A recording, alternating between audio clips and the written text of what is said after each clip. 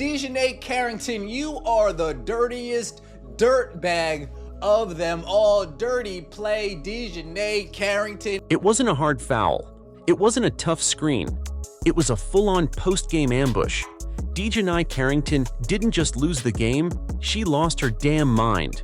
As the final buzzer sounded in the Phoenix Mercury versus Dallas Wings game, everyone expected some handshakes, maybe some eye rolls, and then the usual jog to the locker room. But Carrington, she had other plans. Instead of leaving the court like a professional, she stormed towards Satou Sabally, bypassed the handshake line, and tried to turn a WNBA court into a WWE ring.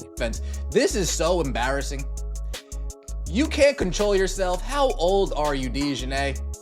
How old are you? You got Nalissa Smith up here. Go get your girlfriend and go drag her ass to the locker room. Let's not do all this drama, all this nonsense, all this hooting and hollering. But it didn't end with the final whistle. Oh no, it got worse. Footage shows Carrington creeping up on Sabally from behind, forcing her own teammates to physically hold her back. The Phoenix players were still huddled together when Carrington barged into the middle of them, clearly trying to provoke a fight. Sabally looked stunned. Her team looked ready to square up. Security? Nowhere to be found. The refs? Ghosted. And the commissioner?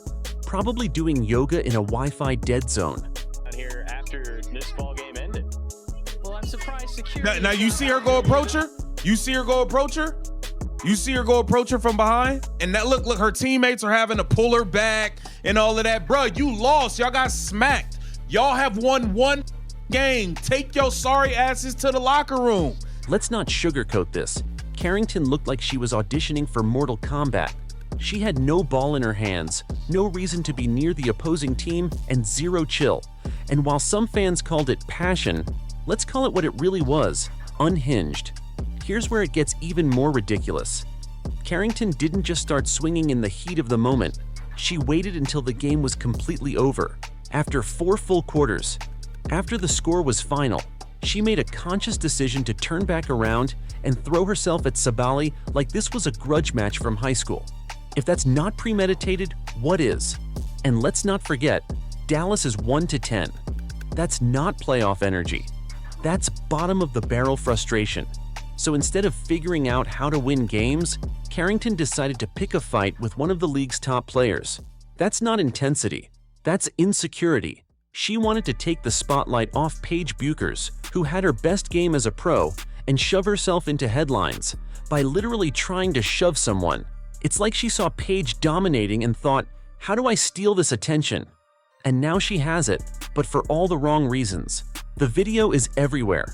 Clips of her being pulled away by teammates have gone viral. And the worst part? Nobody's talking about the actual basketball anymore.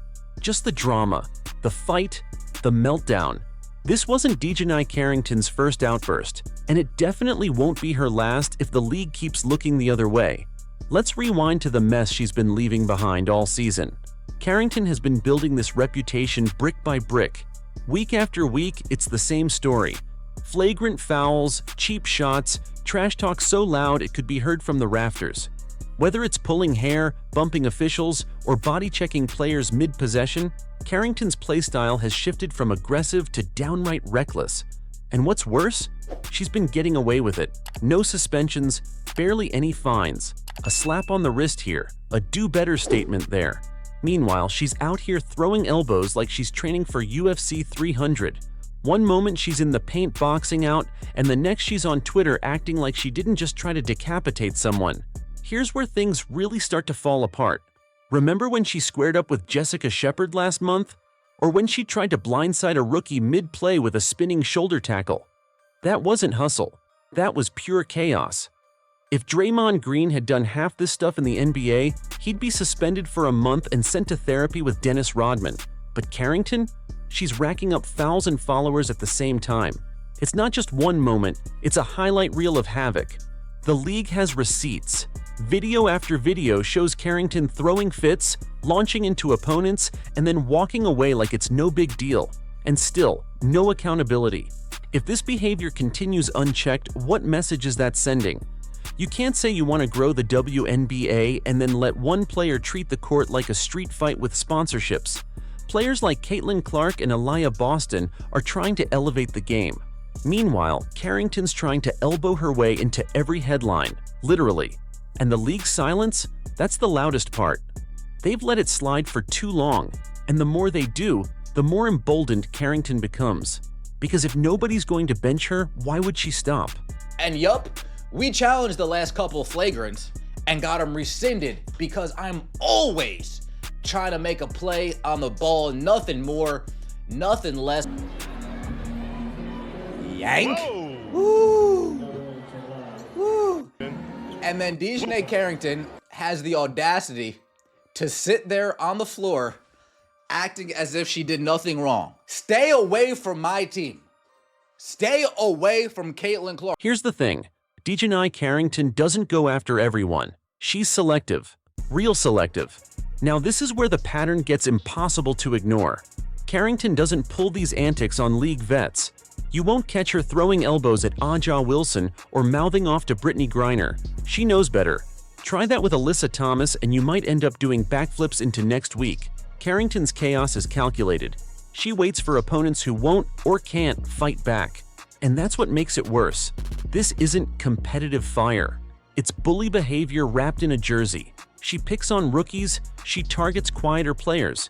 She finds the ones under 6 feet, the ones less likely to clap back, and then tries to turn them into her personal highlight reel. It's giving playground energy, minus the monkey bars. You see Alyssa Thomas was stopping it. She wouldn't have did what that wolfing she was doing with Satou. She would never do that with Alyssa Thomas who was there. She wouldn't do that. She wouldn't do that at all. At all. At all. Y'all got popped by 13 points. You guys are 1-10. While Dijonai Carrington is turning the WNBA into her own personal fight club, Kathy Engelbert is somewhere playing Sudoku. Let's just call it what it is. This is a leadership failure. The WNBA commissioner is supposed to be the adult in the room, the enforcer, the person who lays down the law when things spiral out of control. But Engelbert? She's out here handing out toothless statements about sportsmanship, while players are out here suplexing each other at half court. You can't manage a league like it's a team-building retreat. These are professional athletes, not drama club members on a weekend retreat in the woods. But every time Carrington goes off the rails, Engelbert vanishes. No press conference, no league-wide email, just silence. Or worse, those vague, empty PR posts about upholding the values of the game. Meanwhile, it's starting to feel like the WNBA needs referees wearing riot gear. Where are the actual consequences? Suspensions? Fines that mean something? Warnings don't work when the player doesn't care. And Carrington clearly doesn't. She's not just pushing boundaries, she's turning them into suggestions. Let's not forget, this is the same league that markets empowerment and professionalism. But if you're watching the last few games, it's hard to tell the difference between a WNBA recap and an episode of Bad Girls Club. And that's not a good thing. If you're more worried about vibes than violence, you've already lost the plot. Engelbert was supposed to be the one guiding the WNBA into its next era. More visibility, more fans, more sponsors. But what happens when your biggest headlines aren't about buzzer beaters, but about brawls? The league isn't just risking its image, it's risking its future. Because if fans, sponsors, and potential new viewers start associating the WNBA with chaos instead of talent, it's over. WNBA needs to step in and solve this nonsense, man. Y'all are allowing this girl to run around like a menace. Doesn't matter how good Aliyah Boston is or how many people Caitlin Clark brings in. If the leadership can't keep the court in order, no one's sticking around to watch it unravel. And Engelbert better realize this now, before the next fight goes viral. Because the next one might not just be a push or a shout, it might be a full-on melee. And when that happens, a "we're looking into it" tweet won't cut it. And just when you thought anyone might step in, Skylar Diggins-Smith just stood there like her controller disconnected. For the officials that this will likely get upgraded. Absolutely dirty, reckless abandon. You don't come charging in from behind like that and throw up both hands and slam both hands back down like that. Suspend Dijonai Carrington. You'd expect a veteran to defuse the situation, not go full NPC. This is Skylar Diggins Smith we're talking about. One of the most vocal, confident, alpha energy players in the WNBA. She's got that walk, that talk, and those highlight reels that practically come with their own rap soundtrack. But when Dijonai Carrington launched into her Tasmanian Devil routine post-game, Skylar may as well have been on airplane mode. No glare, no clapback, no cut-it-out stare. She just let it happen. While Carrington tried to jump Sabally like this was the opening scene of a Love and Basketball reboot gone wrong, Skylar stood by like she was waiting for a lift. This isn't just disappointing, it's dangerous. Because when veterans stay silent, it sends a signal. This behavior's okay. That post-game beef is just part of the game now, and that's not the message the league should be sending, especially not to the younger players who are watching and learning what's acceptable. Imagine if someone pulled this stunt in the NBA. You think Draymond Green would just stand there while a teammate went wild? No way. There would be shouting, benches cleared, security on the court, and someone definitely getting ejected. That's called policing your own. Skylar had the platform and the presence to shut it down, but she didn't. And that silence was louder than any punch thrown. It's not about fighting fire with fire. It's about accountability. Real leaders don't just talk the talk when the cameras are on. They take charge when the league's reputation is hanging by a thread. And Skylar wasn't the only one. Other Wings players barely reacted. Coaches, motionless. The officials, invisible. It was like everyone hit mute at the exact same moment the drama hit its peak. That's how chaos becomes culture, when nobody's willing to stop it. And now, the WNBA is slipping dangerously close to making drama part of the brand. Carrington's antics aren't being checked by coaches or captains, and instead of stepping up, the vets are stepping aside. That's not how you protect the league. That's how you torch it from the inside.